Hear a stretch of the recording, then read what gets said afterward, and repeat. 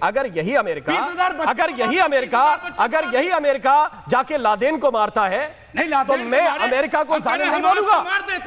मैं अमेरिका को तब जालिम नहीं बोलूंगा। अरे आपको समस्या क्या है? हमें अरे आधे से ज्यादा हमास खत्म हो गया।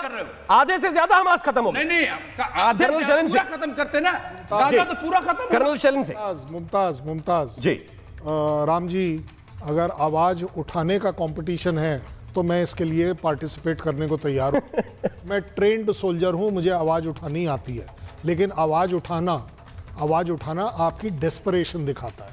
एंड मैं मुमताज से रिक्वेस्ट करूंगा, हम हमास के ऊपर, इजराइल के ऊपर एक और डिबेट कर सकते हैं। इस समय डिबेट चल रही है सिर्फ और सिर्फ ईरान की सिचुएशन। हम ईरान के ऊपर कंसंट्रेट करेंगे, अपने कमेंट्स उस पर डालेंगे। मुझे आप एक छोटी सी बात बता दिए, मैं दोनों, मतलब इंडिया जैसी कंट्री एक्चुअली सबसे बढ़िया जगह है जहां पर के करेक्ट वो एनालिसिस दिया जा सकता है। हम ट्रंप के फैन नहीं हैं, ये सबको मालूम है।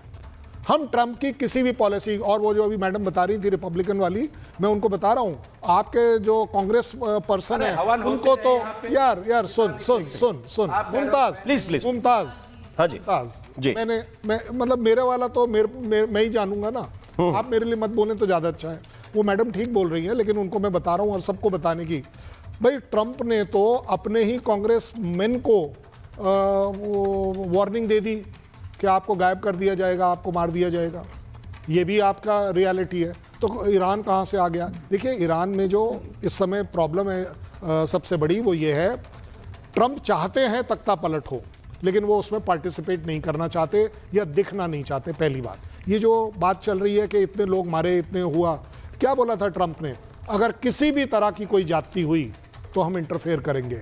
जाति कब होगी? 1 के मरने पर, 100 के मरने पर, 10,000 के मरने पर, 20,000 के मरने पर जी। अगर ये पैरामीटर है तो ये पैरामीटर तो कभी खत्म होगा नहीं। मुझे लगता है इस समय ट्रंप कोशिश ये कर रहे हैं कि ये आग और भड़के और इस आग को पूरी दुनिया सपोर्ट करे, अगेंस्ट हो जाए, और वहां जाकर एक ह्यूमैनिटेरियन एंगल आएगा कि जहां पर के यूएस अपना रोल अदा करे। मैं कहता हूं 1 मिनट के लिए, अगर ये सिर्फ तख्ता पलट वाली है तो तख्ता पलट तो वेनेजुएला के लिए भी बोला गया था, हुआ कुछ और ऑन ग्राउंड। देखिए, मैं कहता हूं बहुत सस्ते छूटेंगे ट्रंप कि सिर्फ तख्ता पलट हो जाए जी, क्योंकि वो boots on ground, I think वो हमारी नेता मैडम जो है रिपब्लिकन वाली, वो ज्यादा अच्छा बता देंगी कि क्या यूएस को कोई भी बॉडी बैग मंजूर है या नहीं। सारी तकलीफ सज्जाद करगिली को इन कराइए, और साथ में मैं चाहता हूं पूर्णिमा नाथ इसको रिस्पॉन्ड करें। पूर्णिमा जी। यस जी, मुझे एक क्वेश्चन है सर से। सर, आपने बहुत खूबिया से बोले, बहुत अच्छा लगा, शांत करवाया कुछ पैनलिस्ट को। यहाँ पे कौन से कांग्रेसमैन को मारने की धमकी दिया? मेरे रेडर पे तो वो आया नहीं। मुझे थोड़ा सा उसके विस्तार में बोलेंगे तो सही रहेगा। लेकिन we will send it to you, हम आपको भेज देंगे। हमारे यहाँ पे इतना तो पता है कि एक्चुअली जो डिसेंट कर रहे हैं, जो प्रेसिडेंट ट्रम्प के पॉलिसीज को क्वेश्चन कर रहे हैं, जैसे मैं हूँ और काफ़ी सारे और हैं, उनका बहुत धमकियाँ सुनना पड़ता है, रिपब्लिकन पार्टी से भी, मागा बेस से भी, और मेरे ऊपर मेरे जैसे लोगों तो एक एक्स्ट्रा लेयर का धमकियाँ आती है, क्योंकि मैं वाइट स्किन वाले नहीं हूँ और मेरा एथनिसिटी इंडियन है और मैं हूँ हिंदू। कन्वर्शन मेरे रेडार पे नहीं है, ना मैं करना चाहती हूँ। लेकिन अनफॉर्चुनेटली यहाँ पे ये सिचुएशन हो चुका है कि अगर आप नॉन क्रिश्चियन हो, नॉन वाइट हो, और एथनिसिटी अगर खुदा ना करे आपकी एथनिसिटी इंडियन हो जाए, सोमालियन हो जाए, एशियन हो जाए, आप तो बेसिकली कैट्स और डॉग्स खाते हो, आप स्कैमर्स हो, आप फ्रॉडस्टर्स हो एंड थिंग्स लाइक दैट। तो हमारे ऊपर तो टारगेट किया जाता है क्योंकि हम लोग फिल्दी है, हम लोग प्रिमिटिव है, हम लोग सैवेजेस है, हम यहाँ पे बिलोंग नहीं करते, हम अमेरिकन कभी बन ही नहीं सकते। तो ये तो एक एडेड सिचुएशन है, कभी इसके ऊपर अब शो करिए। लेकिन अनफॉर्चुनेटली जो भी प्रेसिडेंट ट्रम्प को सपोर्ट नहीं कर रहे in terms of policy, they are actually getting targeted. उनको रिजाइन करना पड़ रहा है, उनको पद से निकाला जा रहा है, वो वापस इलेक्शन के लिए। ठीक है, yes of course 100%। Deepti Taneja, दुनिया एक चश्मे से हर चीज को तो कभी देखती नहीं है, और जहां अमेरिका की इन्वॉल्वमेंट हो जाती है वहां पे सारी चीजें अमेरिका के पॉइंट ऑफ व्यू से दिखाई जाती हैं पूरी दुनिया को। तो ये जो सिचुएशन इस वक्त क्रिएट हुई है, ये इतना सारा नरसंहार ईरान के अंदर चल रहा है, या इसको बढ़ा चढ़ाकर दिखाया जा रहा है क्योंकि ट्रंप को सीधे दखल देने का मन कर गया है? राम, बिल्कुल जो बात आपने बोली और जो बात मैं आ रहा हूं सज्जाद, आपके पास तुरंत आ रहा हूं। यस दीप्ति जी, जो बात आपने बोली और जो बात पूर्णिमा जी ने बोली, वही बात एक्चुअल में फैक्ट है कि अमेरिका को शौक है अपने यहाँ तो एथनिसिटी का डंका बजाते रहने का, लेकिन दूसरों की जब एथनिसिटी की बात आए उसमें हस्तक्षेप करने का, दखल अंदाजी करने का।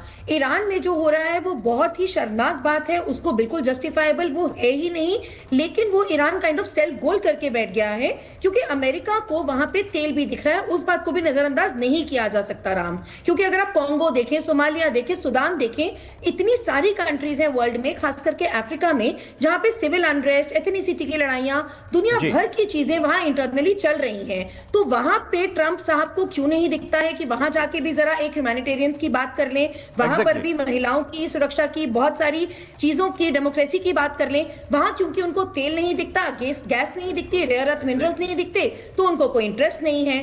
तो जो हो रहा है ईरान में वो बहुत शर्मनाक है, किसी एंगल से वो जस्टिफाइबल नहीं है। मैं बहुत हैरान हो रही थी जो पैनलिस्ट उसको जस्टिफाई कर रहे थे, सर वो बिल्कुल किसी एंगल से जस्टिफाइबल नहीं है। As a female myself, जो खुद एक मुसलमान यूनिवर्सिटी से पढ़ के आई है, मैं समझ सकती हूँ कि जब आपके ऊपर रिस्ट्रिक्शंस लगाई जाएंगी कि ऐसे मत कीजिए और वैसे मत कीजिए, सर थोड़े दिन आप उन रिस्ट्रिक्शंस में जी लीजिए ना। मैं आपके उन पैनलिस्ट का नाम नहीं जान रही, सॉरी, जो बोल रहे थे कि उनको नौकरी करने की इजाजत दी जा रही है। सर कम ऑन, देखिए अगर आप मेरी बात कर रही हैं, जी एक सेकंड, मैं सज्जाद को एक्सप्लेन कराना चाहता हूं। मैं आप नाराज मत होइए। देखिए ये अरे एक मिनट, सज्जाद को इन कराना चाहता हूं। नहीं पहनना, उसकी इजाजत क्यों लेती हैं?